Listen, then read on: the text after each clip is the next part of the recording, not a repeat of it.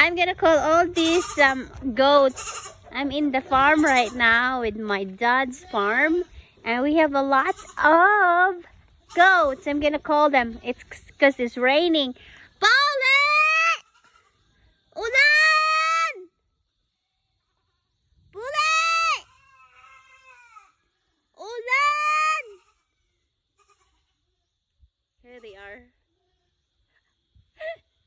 So they're gonna come home. Paulie! Ulan!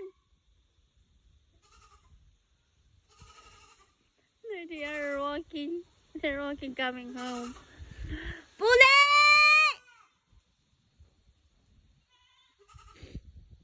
And the other one there. Oh, I don't know if you see it. There you go. There. They're walking home. So a bunch in back there. So they are walking, going to the barn. Because it's gonna be raining and we can hear the thunder right now. Paulie!